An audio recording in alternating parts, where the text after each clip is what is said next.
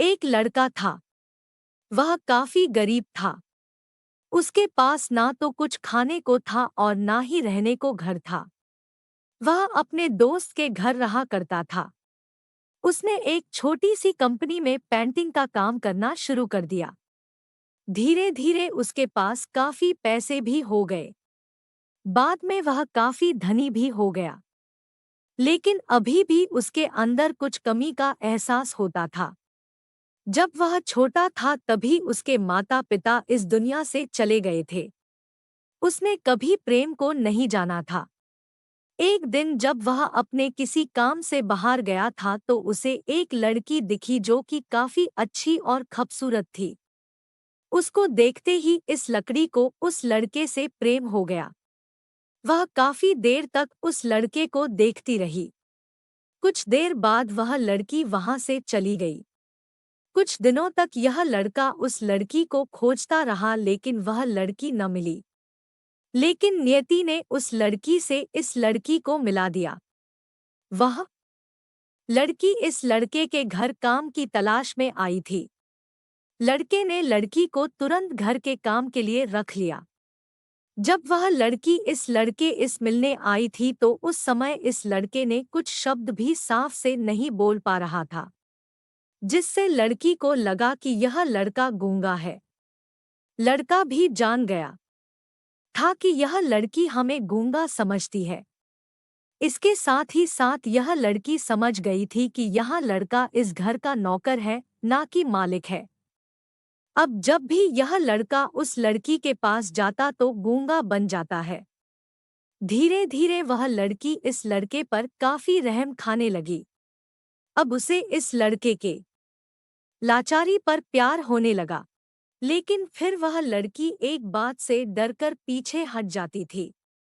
इस लड़की के भी माता पिता बचपन में ही मर चुके थे। इस लड़की को इसके चाचा ने पाला था और वह चाहता था कि वह जब तक जिंदा रहे यह लड़की उसके खाने और पीने का पैसा दे।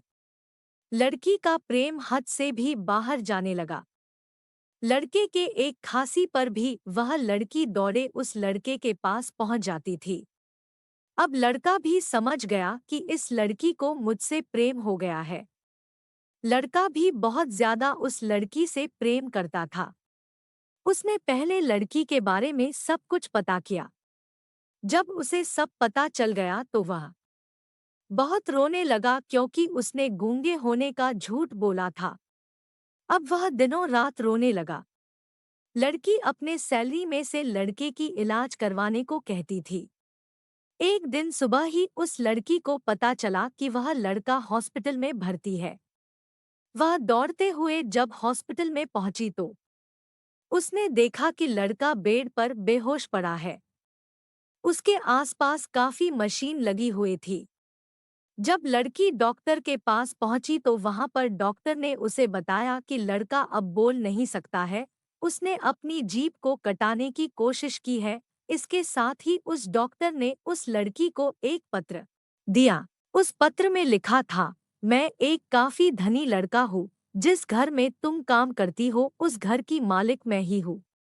लेकिन इसके साथ ही मैंने तुमसे एक बहुत बड़ा झूठ बोला है कि मैं एक गूंगा हूँ।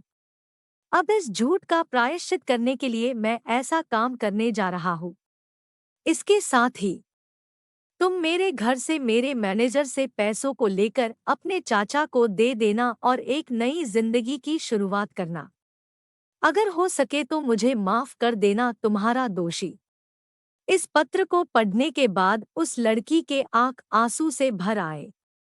वह दौड़ते हुए मंदिर में गई। उसने भगवान के सामने कसम खाया कि जब तक वह लड़का बोलने नहीं लगता है तब तक वह कुछ नहीं खाएगी, भले ही वह मर क्यों न जाए। इधर डॉक्टर भी उस लड़के की इलाज कर रहे थे। ईश्वर ने दोनों के मन की बात काबूल कर लिए और अब लड़का बोलने लगा।